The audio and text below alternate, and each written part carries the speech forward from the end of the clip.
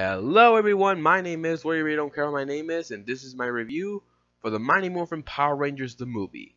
So we're a month away before the new Power Rangers movie comes out, and I know a lot of people are looking forward to it and hoping it will go well, and some that are worried about it and don't think it's going to be as good or probably be as bad as the first Power Rangers movie, which came out in 1995, and I would admit it didn't do very well in the box office and did get some criticism from the critics. However, the fans didn't mind the movie and actually enjoyed it, but after 22 years later, is it still good, and will it be probably better than the upcoming Rangers movie, or will that Rangers movie be better than this one? Well, let's take a look at the story. The story for this movie focuses on our 6 Rangers who have to stop an evil enemy named Ivan Ooze, yes that's the name. He was sealed away thousands of years ago, and he was set free by Rita Repulsa and Lord Zed, who want to have him destroy the Power Rangers and take over the world. Of course! So, the Power Rangers are sent to another planet after losing their powers to find a new power source in order to stop Ivan before it's too late. So, how is this story? As an adult, you probably won't like the story or even find it interesting, but as a kid and as a fan, you will like this story and think that, yeah, this is definitely the kind of story we would expect from the Power Rangers, where we see them fight monsters, morph, use their Zords, and save the day. And this story, I will admit, it actually takes itself, it's trying to be a little more serious and have some serious moments. For example, we see the Power Rangers go to the command center where they see it got destroyed before it became a common trend, and, well, it's a lot more damaging than in the TV series where we see the Green Ranger Tommy destroy the command center, but this is much worse, especially when we see Zordon is, well, close to death. So the Power Rangers have to find this new power source in order to save the world and also save Zordon. I also like how when they go to this planet, they don't have their power. They have to find this power without morphing, without using their weapons. They have to fight against monsters, evil bird warriors, and even dinosaurs. I'm not even kidding. That's in this movie. And I like that. I actually like how, as ridiculous as it sounds, it's actually pretty good. Are there any flaws with this story, though? I mean, despite what I say about it, is there anything wrong with it? Yeah, I mean, there is a side story with some kids. I didn't find it very interesting at all. Even as a fan of the Rangers, I didn't think that was necessary. The other would probably be, well, I mean, as an adult, you probably will know what's going to happen. You know what's going to be, that the Rangers are going to obviously save the day. And yeah, they do end up saving the day. So it's predictable. And as an adult, you probably won't get hooked on it. But as a kid or as a fan, you will like it. You could look past the mistakes or even the flaws. Well, what about the characters? How are they? How do they hold up? Well, honestly, I do like the 6 actors who all played the Power Rangers. They still do a very good job playing their roles. A little different than the TV series, but they do a good job. I like all the other characters as well, and the villains, Ivan Ooze, I'll get to him in a bit, but the actress who they got to play Rita look pretty good too. I mean, it's not the same actress as the TV series, but it's not bad. And also glad they brought in some voice actors from the TV series to the movie. But the one character I liked, the one actor I enjoyed from the whole film, is Paul Freeman as Ivan Ooze.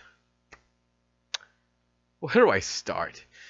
In certain movies, there are actors who are well known, well respected, and have been in amazing movies, always find themselves in that one particular movie where they always go over the top, or you can tell they're having a lot of fun in their roles, whether that movie is good or that movie is bad. Either way, you know they're having a good time. A bunch of good examples I can use is Jeremy Irons from Dungeons and Dragons, Dennis Hopper as King Koopa from Super Mario Brothers, Glenn Close as Cruella de Vil's 101 Dalmatians, even Vincent Price as Ratigan from The Great Mouse Detective. Yeah, we don't see him physically in the movie, but you can tell just the way he's voicing this character. You can tell he's having a lot of fun with that, and I, for one, enjoyed it so much. It was so cool. So yeah, as Paul Freeman in this movie, he did a very good job as Ivan Ooze. You can tell that he knows he's in a kids movie. He knows he's in a Power Rangers movie. He's playing a villain that looks so ridiculous, but he doesn't care. He does a good job playing his role. He even goes a little over the top at times. He's probably one of the best parts of the whole movie. I liked it.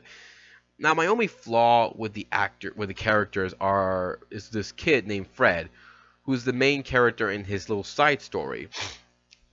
I didn't mind his acting. Don't get me wrong. I don't want people to think I'm bashing on a kid actor. But my problem with it is he was not needed in the story. No, seriously, think about it. Did we ever see him in the TV series? Did we ever see him before or after this movie came out? No. He's just thrown in there, and we're expecting to know him. We're not given much of a character development about him. He's just there. He's just there to save the day, and that's pretty much it. I don't know why. And the Power Rangers know him? How do we know him? Who is he? How come we don't get an idea of who he is? I'm not kidding. Actually, look back. I've never once knew any kid named Fred in the TV series before this movie came out or after. It didn't make any sense at all. I just didn't think he was needed in this movie. Again, that was just a minor problem I had with it, but the other characters all did a good job. And of course, the actor who plays Ivan Ooze, loved them. So, just the kid part's the only issue I have with this whole thing. Okay, well that leaves the special effects and the CGI. How do they hold up? Well, in the show, we do see a lot of fight scenes that do look a little choreographed, but they all look like they're fights.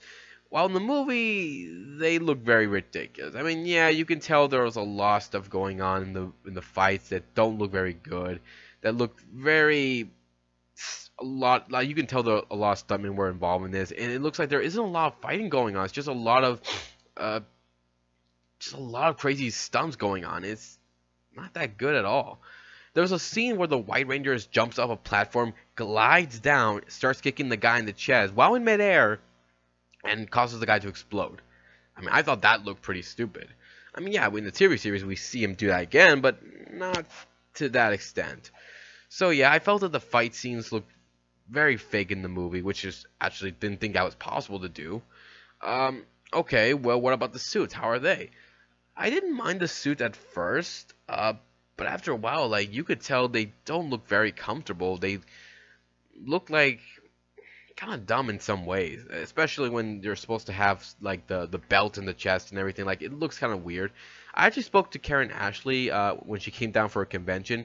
She played Aisha, aka the Yellow Ranger, and I asked her about this, and she told me that they kind of preferred the outfits that they used in the show than in the movie because they were a lot more comfortable than these, and I kind of have to agree with her on that. So the suits, I like the idea to try to make them look more armor or look movie-ish, but not so much for this. Okay, well, what about the villains? How did they look? Design-wise, they look pretty good. A little goofy, but not bad.